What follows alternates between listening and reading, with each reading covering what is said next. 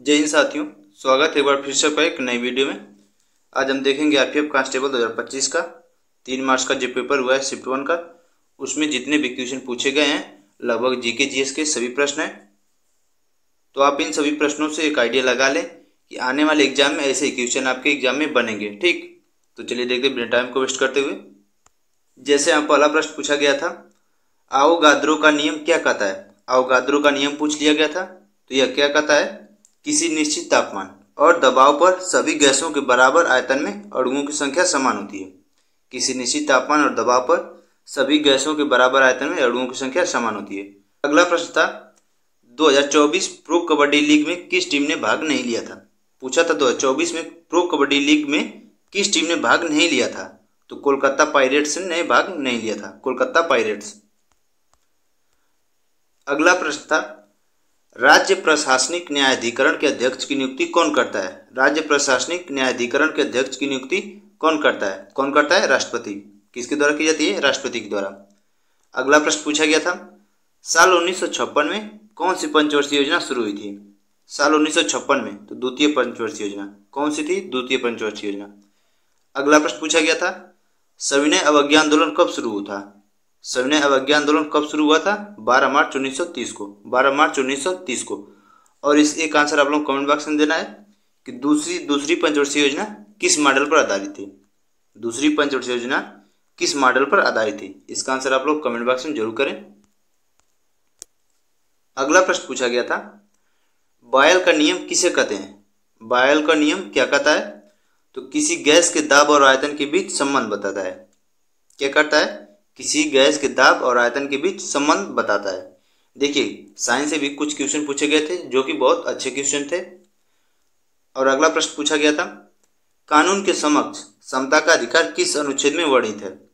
कानून के समक्ष समता का अधिकार तो किसे, अनुच्छेद 14 में, अनुच्छेद 14 में समता का अधिकार।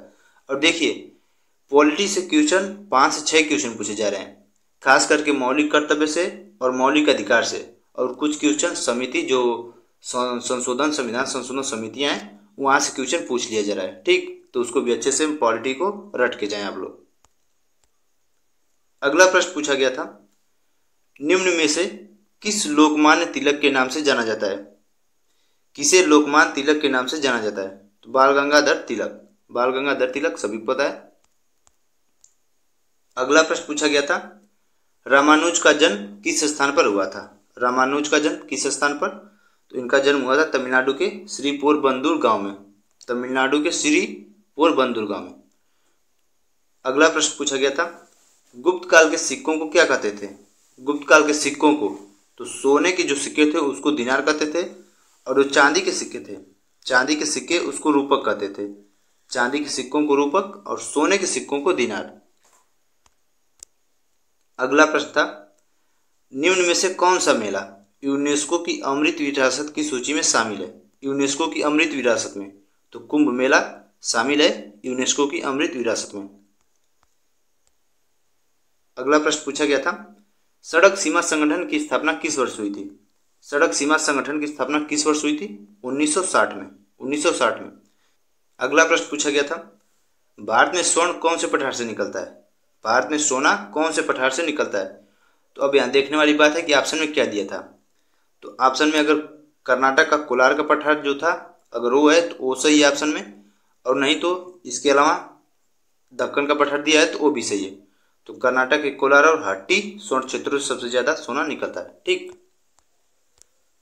अगला प्रश्न पूछा गया था, करेंट का क्वेश्चन है, ईरान के कौन से राष्ट्रपति हेलीकॉप्टर दुर्घटना के कारण मारे गए थे। हेलीकॉप्टर दुर्घटना के कारण मारे गए थे, तो ईरान के राष्ट्रपति इब्राहिम रईसी। अगला प्रश्न था, भारत में हरित क्रांति का जनक किसे माना जाता है। भारत में हरित क्रांति का जनक डॉक्टर MS स्वामीनाथन को भारत में हरित क्रांति के जनक। और एक आंसर आप लोग कमेंट बॉक्स में देना है कि पूरे विश्व में हरित क्रांति के जनक कौन है, पूरे वर्ल्ड में। इसका आंसर आप लोग कमेंट बॉक्स में जरूर करें। अगला प्रश्न पूछा गया था, महात्मा गांधी का नेतृत्व में 1920 में कौन सा आंदोलन शुरू किया गया था। 1920 में कौन सा आंदोलन, असहयोग आंदोलन। अगला प्रश्न पूछा गया था, 38वें राष्ट्रीय खेल कहाँ पर आयोजित किए गए थे। 38वें राष्ट्रीय खेल कहाँ पे, उत्तराखंड में। उत्तराखंड के देहरादून में आयोजित किए जा रहे हैं। ये खेल 28 जनवरी से 14 फरवरी तक चलेंगे। 28 जनवरी से 14 फरवरी तक। अगला प्रश्न था, भारतीय संविधान के किस भाग में मौलिक अधिकार का वर्णन है? मौलिक अधिकार का वर्णन भाग 3 में। किसमें है मौलिक अधिकार? भाग 3 में। और भाग 4 में क्या है? मौलिक कर्तव्य। देखिए, मौलिक अधिकार, मौलिक कर्तव्य और जो संविधान संशोधन है उसको जरूर पढ़ के जाएं।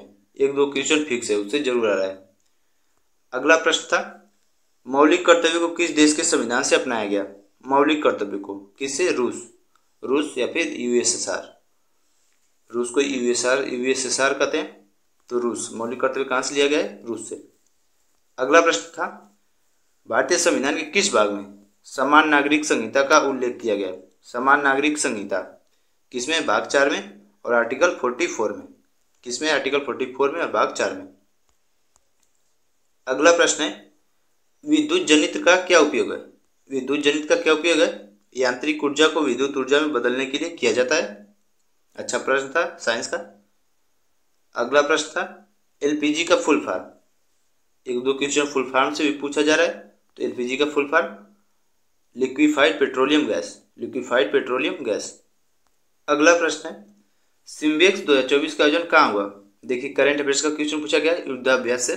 सिम्बेक्स 2024 का आयोजन कहाँ हुआ? कहाँ पे हुआ था? विशाखापट्टनम में। और ये किसके बीच हुआ था? सिंगापुर और भारत के बीच में समुद्री द्विपक्षीय अभ्यास है। और यह इसका 31वां संस्करण था, 31 नंबर का।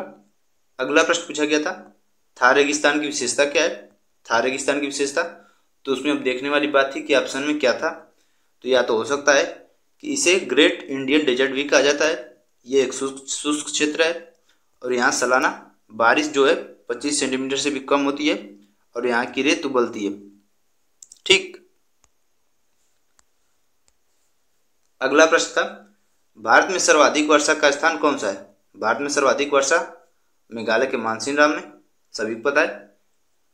अगला प्रश्न पूछा गया था, जगन्नाथ पुरी का रथ यात्रा हिंदू कैलेंडर के किस महीने में मनाया जाता है?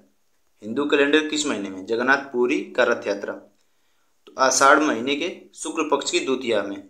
आषाढ़ महीने के शुक्ल पक्ष की द्वितीया में। ठीक। तो ये थे क्वेश्चन आरपीएफ कांस्टेबल जो कि 3 मार्च फर्स्ट शिफ्ट के क्वेश्चन है। जितने हो सके आप सभी लोगों को यहाँ पे प्रोवाइड किया गया है। तो आप लोग इससे एक आइडिया लगा सकते हैं आने वाले एग्जाम में ऐसे क्वेश्चन या फिर इसके इर्द गिर्द बनेंगे। देखिए, पॉलिटी से क्वेश्चन तो फिक्स हैं, 4 से 5 क्वेश्चन। तो पॉलिटी अच्छे से रट के जाइए। तो इसी के साथ वीडियो समाप्त करेंगे। वीडियो पसंद है वीडियो को जरूर लाइक करें और चैनल को सब्सक्राइब कर लें। ठीक। वीडियो में आने के लिए आप लोगों का बहुत बहुत धन्यवाद।